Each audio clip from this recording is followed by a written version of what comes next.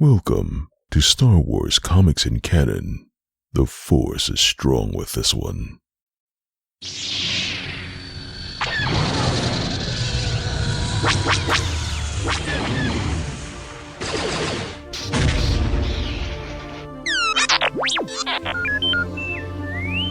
Hello there and welcome to Star Wars Comics in Canon, your guide to the wider Star Wars canon through the comic book lens. And to take you on this journey, I'm your host, Mike Burton.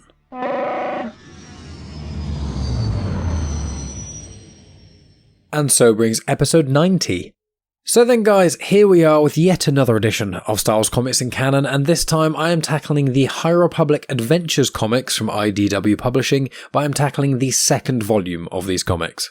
If you haven't joined before, then I will say that I'm going to go through each of the comics' plot details and then mention a variety of connections to those, including certain characters or events or interesting species or planets or whatever, so you get a good idea of what's going on in the canon, both with the comics that I tackle and also a wider understanding of the canon as a whole. In addition, I tackled the first volume of the High Republic Adventures comics about 4 episodes ago, so episode 86 of Star Wars Comics in Canon, and in addition to that I tackled the Marvel-published High Republic comics as well, and I tackled the first volume of that back in episode 84 of Star Wars Comics in Canon, and then I tackled the second volume back 2 episodes ago on episode 88. So, some information about these comics before we delve in. So, Volume 2 includes 5 comics, but I'm only going to be talking about 4 of them. So, it includes issues 6, 7, and 8 of the High Republic Adventures, as well as the 2021 Annual of the High Republic Adventures. But in addition to that, there's the Free Comic Book Day High Republic Adventures comic as well. Now, for Free Comic Book Day of 2021, I did go to my local comic book store and I went with Megan. We each got a nice little goodie bag, but we didn't get the High Republic Adventures comic, and so I don't have it. So I looked online for some information about it, and although the description says it's a must-read, you can't really get it anywhere now unless you want to pay like £10+ to someone who managed to get a free copy and then is selling a handful of them on eBay. But I've looked at the story, it basically just seems to be like connective tissue from just after Race to Crashpoint Tower that feeds into this somewhat, but these comics I'm tackling this week don't actually feature the main protagonists from the first volume, which was mainly Zeen Lula and Lula Talasola, so they don't really feature in these, so it's not specifically relevant to my knowledge. But I did do a spoiler-free book review of the Race to Crashpoint Tower book, which obviously, as I just mentioned, and that was released on the 5th of February 2022, so if you're listening on a podcast app on the feed of Comics in Motion, you can just go back to that date, or you can just type in Race to Crashpoint Tower book review and it comes up pretty quickly, or if you're listening on YouTube, just go into the High Republic playlist or the book review playlist and it will be in there. And to elaborate, even though it is a spoiler-free book review, I do spoiler-free to begin with, and then right at the very end I give lots of spoiler warnings and then tell people the general plot in case people do want to know, so it's a good way to get a general summary of that book as well as my thoughts on it. But anyway, back to this specific week. So, issue number 6 came out July 21st, 2021. Issue number 8 came out September 1st, 2021. And the 2021 Annual came out December 15th, 2021. The writer for the High Republic Adventures is Daniel Jose Older. The artist for issues 6 and 7 is Harvey Tolibao. Pal Rodricks helped with issue 6 as well, and then Tony Bruno did the art for issue number 8. The colour artist for all of these issues is Rebecca Nolte, but with the annual itself, because it's short stories, each with a different author and also artwork and etc., when I get to the annual, I will then go through all of those details. So with all that put aside, let's get on to the crawl of issue number 6. The Nihil are temporarily subdued, but a Padawan's work is never done. Farzala and Qort join the crew of the vessel and travel to Nal Hutta for peace negotiations, but they must put their Jedi training to the test to preserve the peace and appease the Hutts.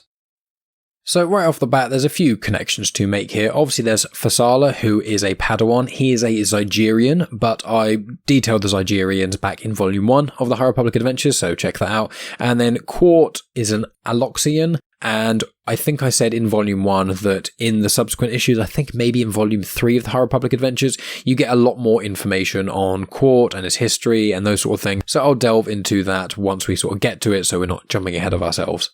And before I detail about the crew of the vessel, there's just one page of things that Farzala is thinking about. So he's thinking about a Jedi called Tal Bota. Now, Tal Bota, he remembers seeing in the Hollows along with Lula Talisola, and basically in these Hollows he fought the Sith single-handedly, and he was actually pulling star cruisers out of the sky single-handedly using the Force. And I wonder if that's a reference to the game The Force Unleashed, which is now a legend story. You can also read comics of The Force Unleashed, and I think a book as well.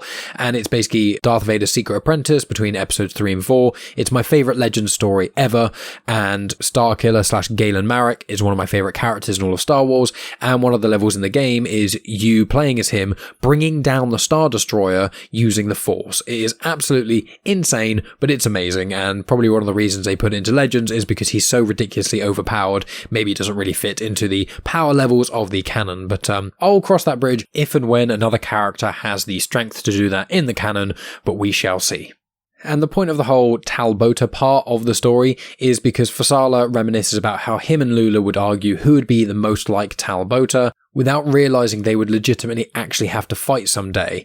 And in this time of peace for the Jedi, so the last 700 to 800 years, after the Sith were vanquished, the Jedi, aside from fighting crime lords and individual incursions and things, there wasn't really a big battle that the Jedi had to be a part of. So a lot of Jedi got trained in things and knew how to do things, but a lot of it was just about disarming enemies, deflecting blaster bolts, and I think they say in the High Republic as well that fighting each other with lightsabers was more of a ceremonial thing, because you don't really come across many beings in the galaxy that have weapons similar to lightsabers that can hold their own against them. You've got Beskar, and you've got certain vibro weapons like vibro blades and things, like vibro staffs. Certain electro staffs are powerful enough to kind of go toe-to-toe with a lightsaber to some degree, but most weapons, like most swords and things, you just try and swipe at a lightsaber and it'll just slice it right off, so you don't really need to learn to fight and things. So that's kind of what Farzala was thinking about, where when they were younger there was no worry they were going to have to go into some sort of big battle, which obviously is the opposite of the prequel era Jedi, which is part of the reason for their fall, but not going to get into that.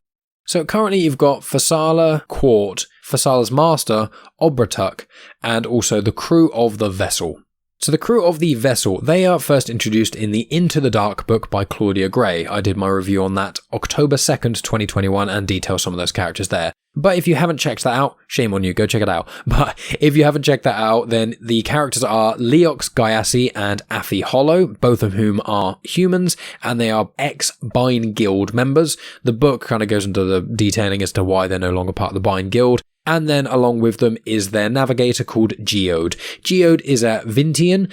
He's basically like a big rock, and the running joke in Into the Dark, and then he also appears in Fallen Star with the vessel crew, and generally in this comic as well, is that people think it's literally just a rock, and it's meant to be this joke that you're not perceptive enough if you think he's just a rock, he's a living person, and the more I get to know about Geode, the more amazing he is, and he's one of the fan favourites of characters because the humour they use with Geode is just brilliant, and he does actually do a couple of things, so everyone is simping for Geode.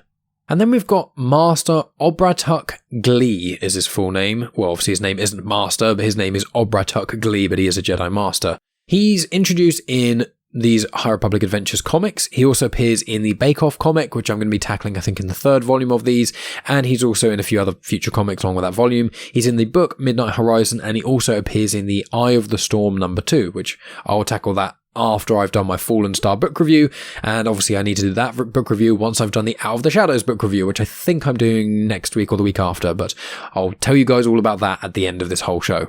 So Obratuk is a Parwan, that's his species. Now, you have actually seen Parwans before if you've seen the Clone Wars. There is a bounty hunter called Durrown, Derrown, and he's quite a fearsome bounty hunter, and then there's some sort of crazy doctor with cybernetics who appears somewhere else as well, briefly, but the Clone Wars, this Durrown is the main person you'll have seen. He was first in the episode called The Box, which is when Obi-Wan goes undercover. He ends up getting recruited by Dooku, and Count Dooku pits bounty hunters against each other, including Cad Bane and a few others, to try and get someone to carry out an assassination attempt. That's the plot of the episode The Box, and it's really good. It's a really cool episode of Clone Wars. But the species themselves, the Parwan, they live for centuries, and some have even been noted to live past 1,000 years. They have 4 leg tentacles, as well as 2 arm tentacles. They have like a mushroom-style head, kind of like a toadstool. They have got 3 eyes. They can fill up with gas and float, and they could also generate electrical fields. They are based on unused concept for some of the aliens in the cantina of A New Hope. They're quite bizarre creatures, they're not like many others, and in the Clone Wars, the one, Daron, doesn't actually speak Galactic Basic, but it appears that Obratuk in this does. So the Parwan species are quite a peculiar one. So you've got all these characters on the ship, which is called the Vessel, which Leox named ironically, and Obratuk is sleeping. They are heading to Nal Hutta to discuss diplomacy with the Hutts. Now, Hutta is the Hutt homeworld. You get to see it in the Clone Wars. I think I've mentioned it quite a few times, but I'm not going to delve into it here. But yeah, it's the homeworld of the Hutts. And Nar Shaddaa is the moon of, or a moon of, Nal Hutta as well. And Nar Shaddaa comes up a lot in the Star Wars canon. So the reason they go in there to discuss a diplomatic resolution is because Mayaga the Hutt helped Avar Kriss fight the Drengir. This all gets tackled in the second volume of the Marvel run of High Republic comics, which as I said are tackled 2 episodes ago. And obviously the Hutts are known as crime lords, so the Republic are trying to speak with them to try and ease tensions. They now need to kind of establish some sort of order. Now, this is Obratuk's speciality. He is a great negotiator, especially for peaceful negotiations, and as I said, he is asleep. It seems like he can't be woken up no matter how much the Padawans try and wake him up, and then Leox says it may be due to hibernation, because the species, Parwans, they go into hibernation for long periods of time when it connects to their homeworld. The homeworld has like massive, really, really long seasons, and even when Parwans have left their homeworld, sometimes if the planet itself goes into a certain season, it can make Parwans across the galaxy go into hibernation, which seems to be what has happened here. Farzala says that he knows Huttese, so he can go down and negotiate, so he goes down there with Leox while the rest of them stay on the vessel. They go down and meet a Nikto called Ishnar. She takes Farzala's lightsaber and Leox's blaster, and then they head planetside to meet with the Hutts. Meanwhile, on the vessel, Qort talks to Geode, and they seem to bond with each other. Now, to clarify, when Qort speaks, he's speaking in a language that we as the reader can't understand. Comes up the speech bubble and has what he's saying, but the font it is using isn't any language that's real, so you can't understand what it is. And I already said, the running joke with Geode is that he doesn't speak, so when he and Qort seem to bond, it's quite a humorous thing, but also quite cute. Back to Farzala and Leox, they've gone down to meet the Hutt, who's called Scarab Dar. They're there to talk, and then the vessel's weapon systems then activate and then are aimed at the Hutt.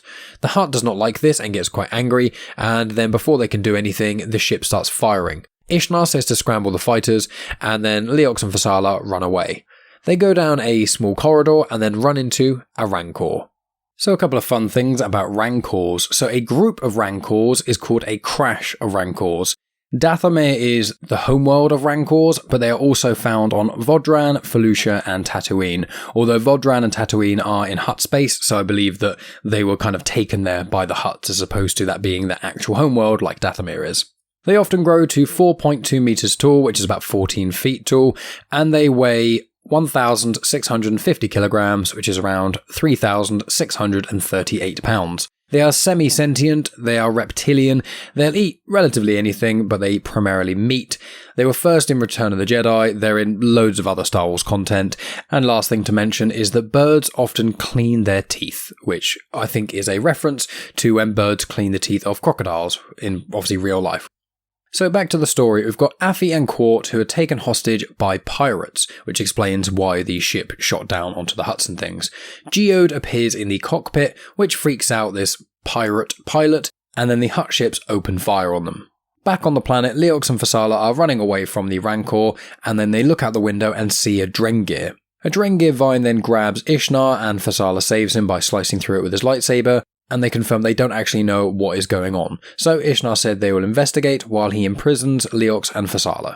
In the final parts of this comic, it goes back up to the vessel, and it shows that Geode managed to outfly all of the Hutt ships that were chasing them. Affy and Qort are now hiding as the pirates were distracted, and then the pirate says that Jabba the Hutt says that no one gets out alive. And the final page shows that Farzala is in chains. He thinks about Tau Bota, saying that he knows many of the stories were made up, and that the lessons learned about fighting single-handedly isn't actually as cool as people think it is, because then it just means that you are alone.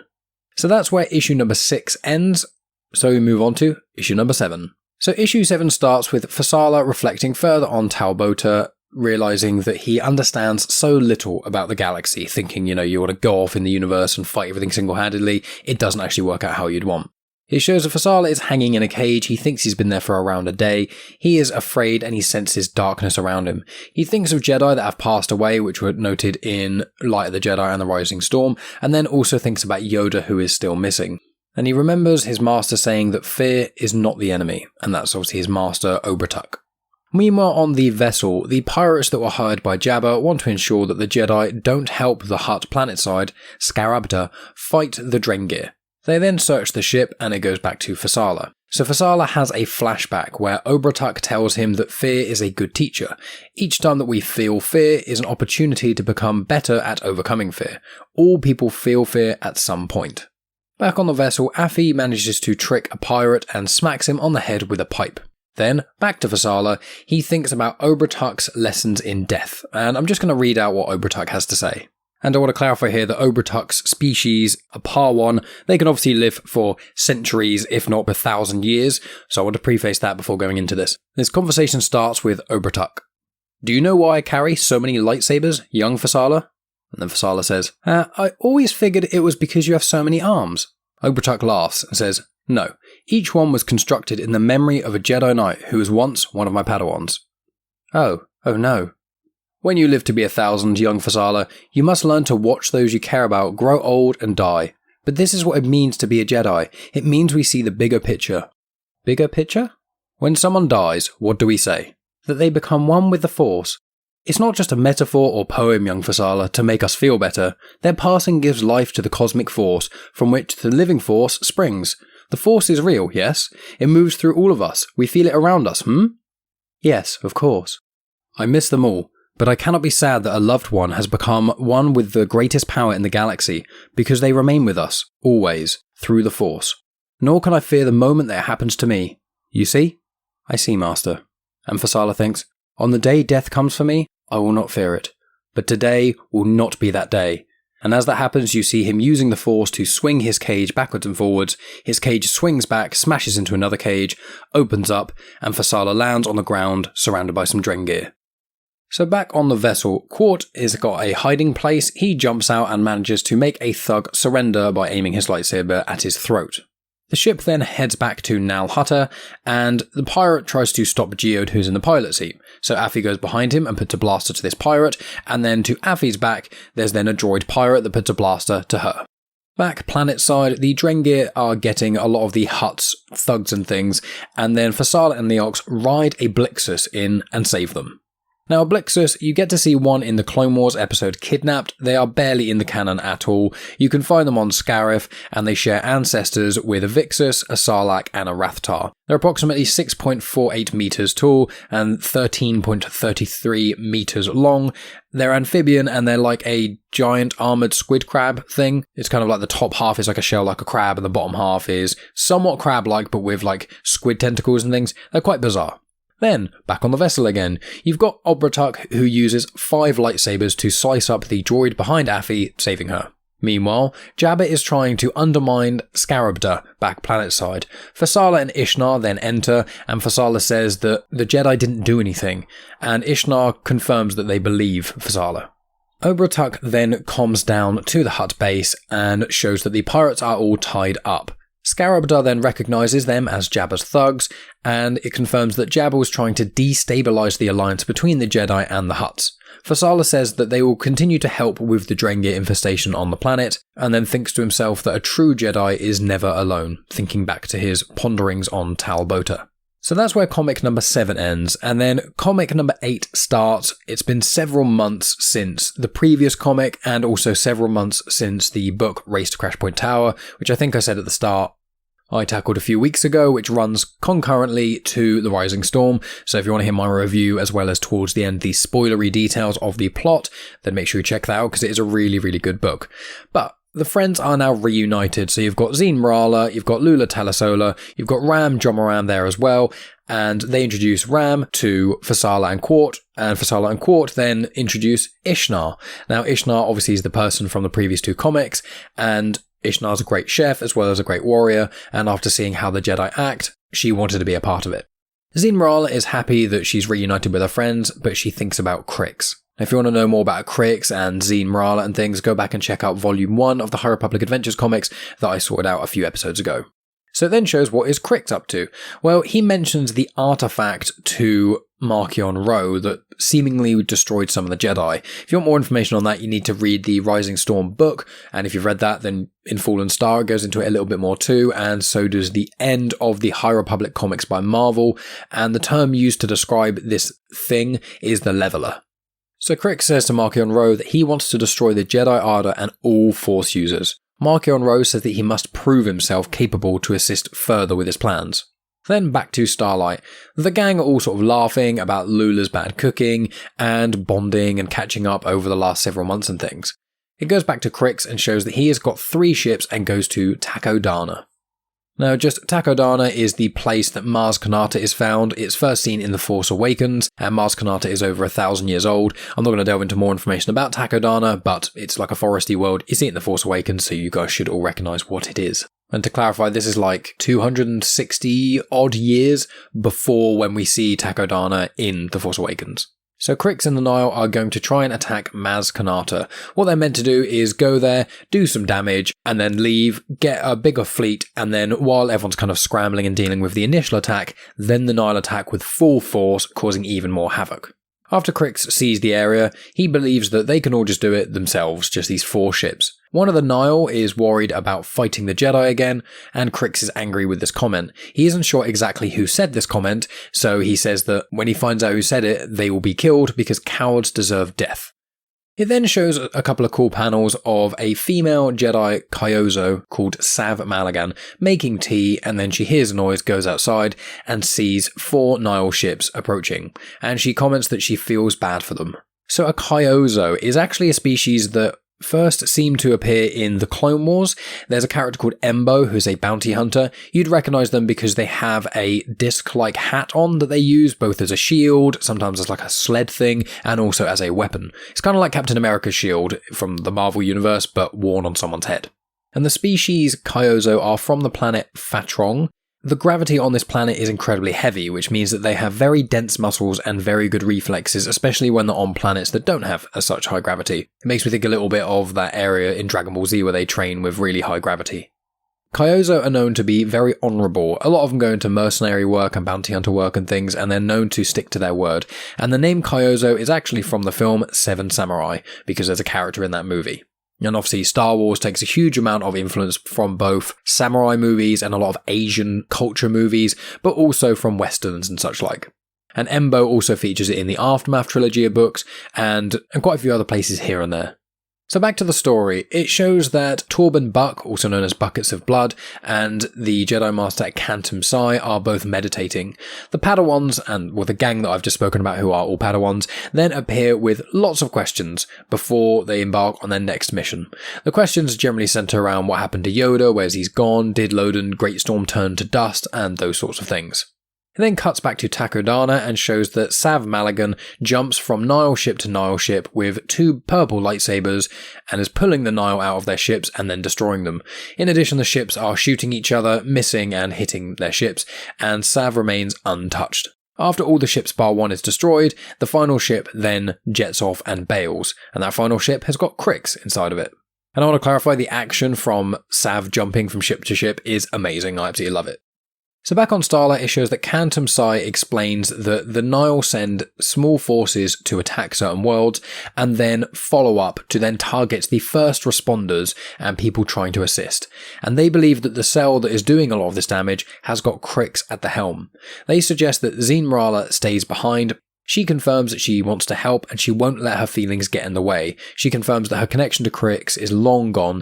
Kantum Sai and Buckets of Blood are somewhat skeptical, but they said they will allow it, but they will discuss this moving forward. Back to Takodana, it shows that the Nihil did no real damage to Takodana's castle, as in Maz Kanata's castle, or the Jedi Temple. All that has happened is there is one window that got broken. As Sav is looking around the wreckage and things, she finds 2 of the Nihil that are sat there asking for help after they've been somewhat crushed by their crashed ship. Sav confirms that Mars is sending a crew to assist, and Starlight Beacon are also sending some fighters to assist too.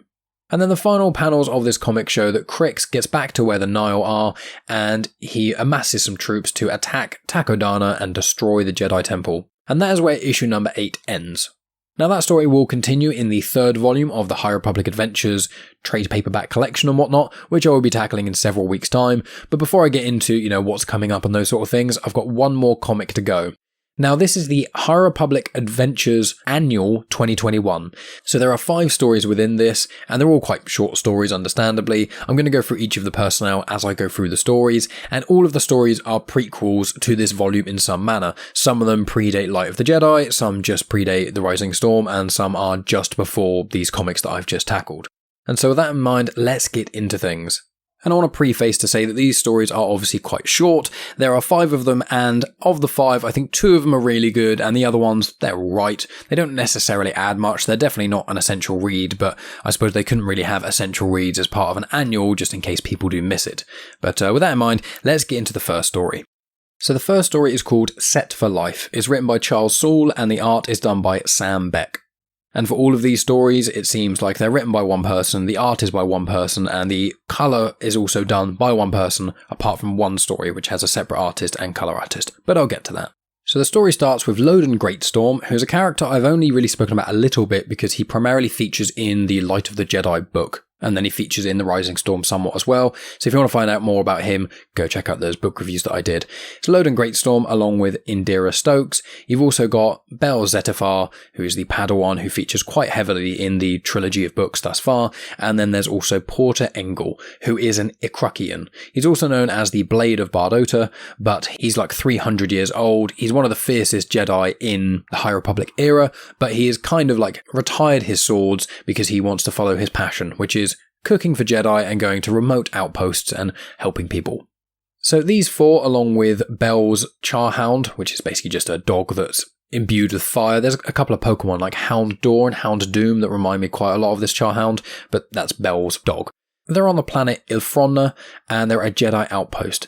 They're told that a nearby mine has collapsed, and it has trapped someone. So Bel, Loden, and Ember go in a Vanguard to try and help. Now, a Vanguard is very similar to a Vector. A Vector is the normal ship that a Jedi uses in the time of the High Republic. It's quite minimalist in things. A Vanguard is somewhat the equivalent, but on the ground. It's like a small tank. It's got some degree of defenses, but it's fairly minimalist. They use a Vanguard instead of ships because there's some sort of issue with the magnetic side of things to do with the planet. So if you fly a Vector above, you wouldn't actually be able to fly nearby, so they'd have to jump out from really high up. And one of the things between Bel and Loden, which is established in Light of the Jedi, is that Bel is quite competent at most Force Power-esque things, but one thing he struggles with until in Light of the Jedi is jumping from a really, really high height and landing and using the Force to cushion your landing.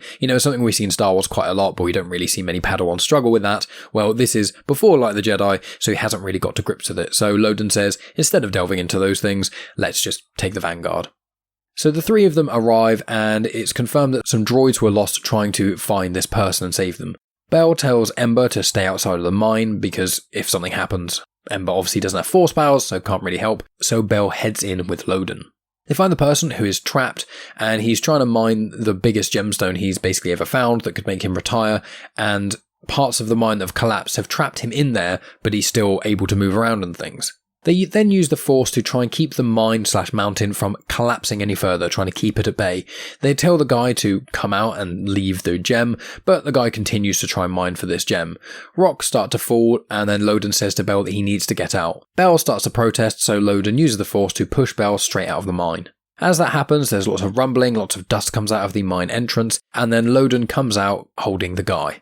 The guy has got the rock in his hand, and then Loden tells the guy that he must help others. Use this as an example where we, the Jedi, helped you out. Try and live your life going forward to help others. Use this as a lesson. The guy apologizes that he caused any trouble for the Jedi, agrees to what Loden says, and then leaves. The story then ends with Loden giving Bel somewhat of a speech, and I'm just going to read it out to you guys. So Bel says, "Why did you do that, Master Greatstorm?" And Loden says, "Jedi protect life and the light. We do not protect people from making stupid decisions. That might be even beyond the power of the Force. Do not expect perfection from others. The only choices you should seek to control are your own. And now I have a question for you, my talented brave Padawan, Bel Zettifar. If you had known that would happen, that Freno would endanger both of us by his selfishness, would you have still gone in?" And Bel says, "Honestly, Master, maybe, I'm not sure." And Loden says, "That's alright, Bel. Someday, you will be." And that's where that little story ends. Now that's one of my favourite stories, mainly because I love Loden Greatstorm and more content with him just makes me happy. And I really like that end part of like explaining the thought process of the Jedi. You know, you can't stop people being stupid, but you can try and help curb some of the damage that gets done from stupid decisions. And I think that's a lesson that a lot of us could learn in real life. But obviously that's what Star Wars is all about, is teaching people lessons, and a lot of the stories are aimed at younger audiences to try and, you know, coming of age stories, teach them about those things. Probably why I loved it so much when I was a kid and still do now. But with that in mind, let's move on to the next story. So this is called No Stone Unturned. It is by Claudia Gray with art by Jason Liu and colours by Megan Huang. So Leox, Affy and Geode are the characters in this story. They are in the centre of this maze and they take a gemstone. They were told that no one lived there, no one had for centuries, and so they take the gemstone, start to head back to the ship, and then are surprised when people appear who are very angry. The people then start to approach them with like sticks and pitchforks and such like, so Leox and Affy outrun them and just bail. They manage to get to their ship. Leox grabs his blaster and just holds it there as sort of security to make sure the villagers or whatever they are don't then attack.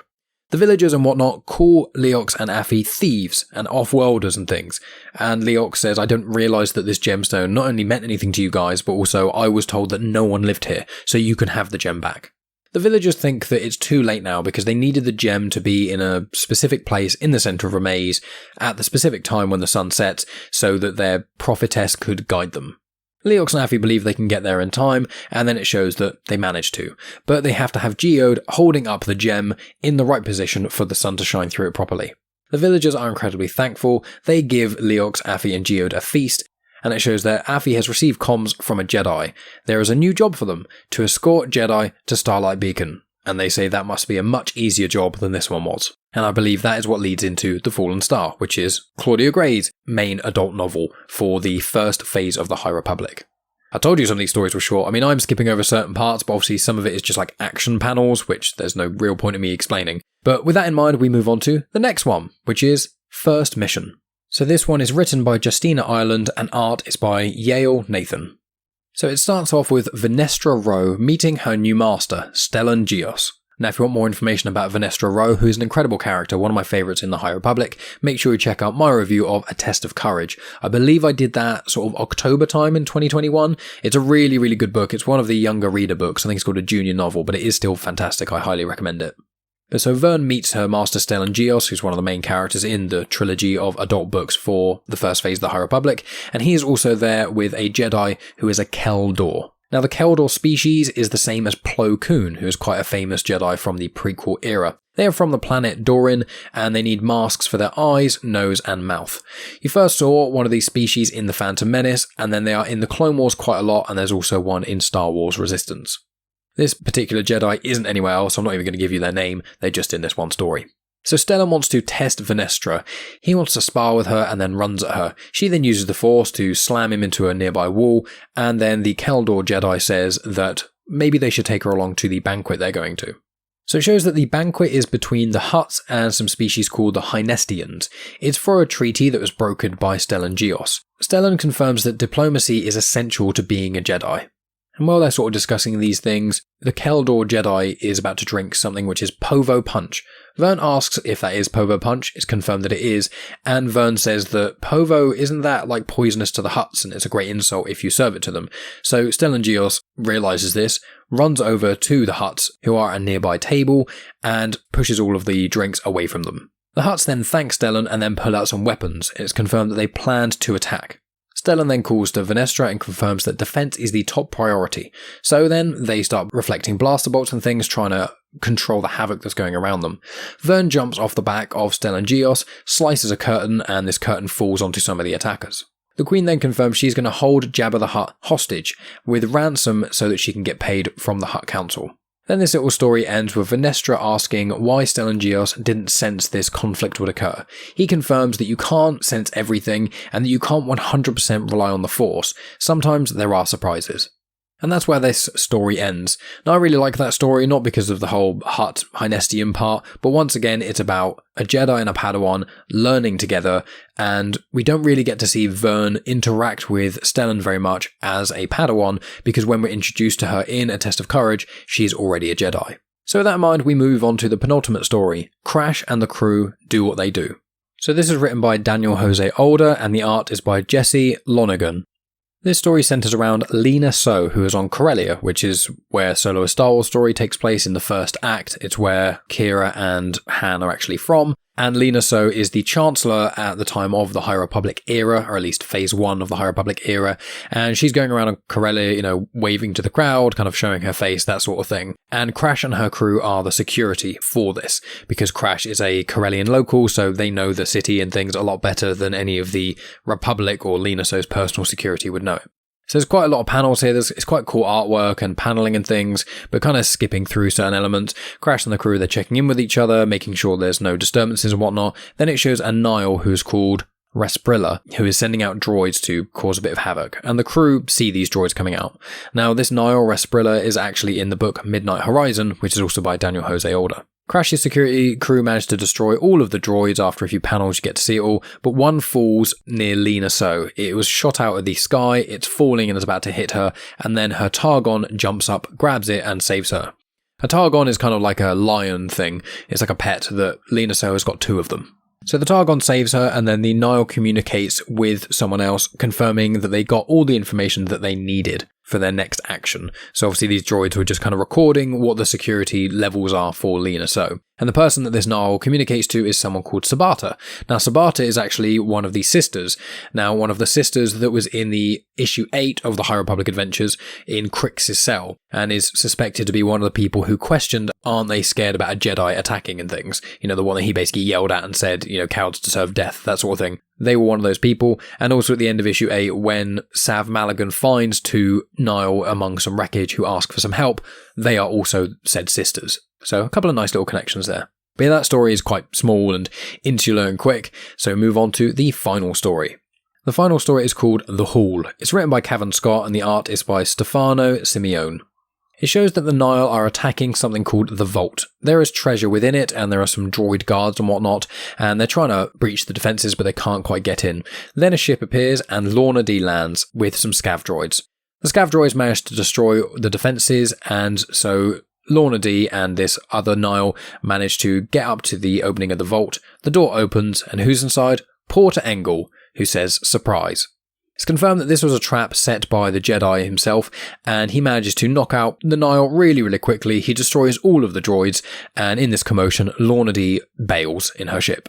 Engle communicates with Maru, who is on Starlight Beacon, and confirms that he is now on his way to Starlight Beacon with another haul. And he says this while holding a near-unconscious Nihil leader, who was the one who kind of started this attack. And it just shows a little bit of the badassery that Porter Engle has, and it's worth mentioning here that Porter Engle is getting his own, I think it's a mini-series, it might be an ongoing series, but he's getting his own series in the High Republic in the second phase. It's going to be written by Charles Soule, because I think Porter Engle is one of Charles Soule's favourite characters, and he's definitely one of mine. He is a badass who loves to cook. Who doesn't love that? Maybe the Danny Trejo of the Star Wars world. But Porter Engle, he's 300 years old, as I said slightly earlier in this show, and so the previous phase of the High Republic is set about 150 years before this phase, so Porter Engle's going to be in his prime.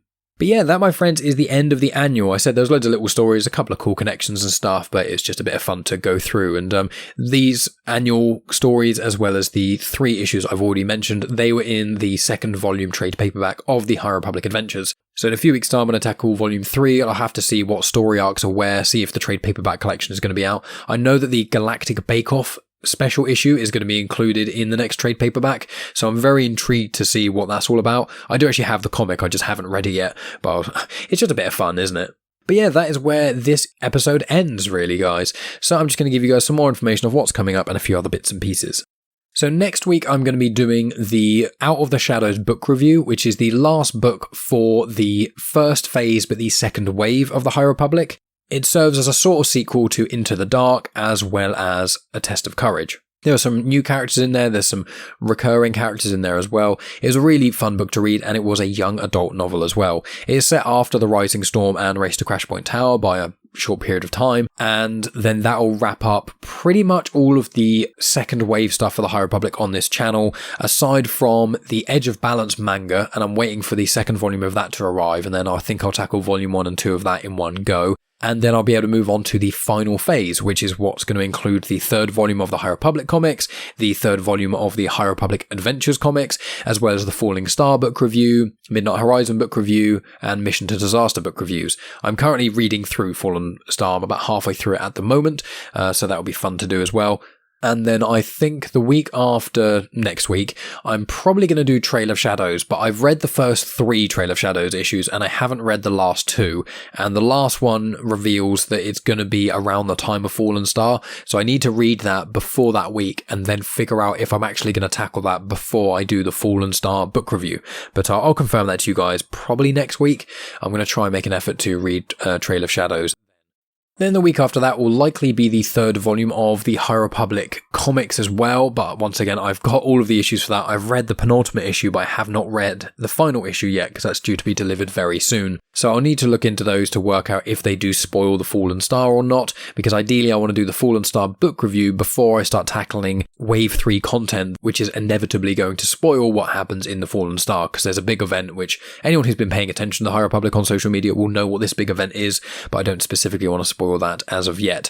Then the week after I do that, then it will probably be Poe Dameron, the next volume of that, but I may swap things around a little bit. If I haven't finished doing the Fallen Star, then I may put Poe Dameron slightly earlier, but I'll kind of have a little look around. I may change some of the orders and things, but once I have a better idea of this sort of content, I'll go from there. Because I do ideally want to finish the High Republic stuff, because there's not going to be any more High Republic from now until October, I think, is when the second phase starts, which is, as I said, 150 years before the phase I've just been tackling here. Like, in addition to that, we've also got the Han Solo and Chewbacca comics coming out. We've got the Kenobi comics coming out. And there's going to be no doubt other mini-series that are announced. So I'm going to kind of play it by ear a little bit over the coming weeks. I do need to tackle the batches of Crimson Reign comics. They are seemingly starting to intertwine a little bit. So I feel like I am going to do what I did with War of the Bounty Hunters, which is do one episode tackling 4 or 5 comics, each being, one Aphra, one Vader, one Star Wars, one Bounty Hunters, and then one of the titular comics, Crimson Reign. And then we'll kind of go from there. But that's a general idea of what's coming up on Star Wars Comics and Canon in the coming weeks. And I don't want to have this outro too rambly and stuff, so I'll just say make sure you subscribe on YouTube, and you've got my Star Wars episodes in playlists, as well as a lot of other things in playlists, so it's a good place to start. Also, I want to get my subscriber count above 100 so I can change the channel link name. In addition to that, please follow on social media at Genuine Chit-Chat. You can also share the show. You can rate and review on Good Pods, Apple Podcasts, on Spotify, and any of those sort of places. You can also share on social media, anything like that. And if you really want to help the show out, please consider checking out my Patreon page, patreon.com/genuinechitchat. A link to it is in the description. And if you become a patron supporter for as little as £1 a month, then you get access to the audio exclusive content. Then you get access to the exclusive audio feed. So there's a link there you can put in the podcast app of choice, or you can listen on the Patreon app or on desktop, wherever you so desire. And you get access to exclusive Afterthoughts episodes that me and Megan do at least once a week. You get early access to Genuine Chit-Chat episodes, so when I release part 1 and part 2, you get access to both parts when part 1 drops. As well as that, you get early access to a few other bits and pieces. I often get book reviews finished before Saturday, so I'll often put those on that feed as well a few days early, and lots of other things like that. So you get to contribute to the show, you get to help the show keep on running, both this one and Genuine Chit-Chat. You get behind the scenes stuff for like guest lists and early access to the photos of the comics that I talk about on this show. Normally I post on social media, between Saturday and Tuesday, depending on how busy I am, but you get early access to a lot of those things as well. So if you want to contribute to the show, get some bonus content in, as well as some early access to stuff, please consider checking out my Patreon page. But that's going to be enough from me, guys. Thank you so much for listening. As always, I appreciate each and every one of you for listening. I'll talk to you guys next Saturday with my book review of Out of the Shadows. And as always, guys, may the Force be with you.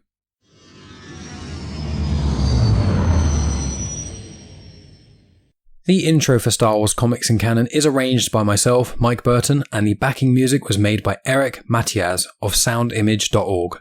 You have just experienced host, creator, everything elser of Genuine Chit-Chat, and also the host and creator of Star Wars Comics and Canon, found on the Comics in Motion podcast, Mike Burton.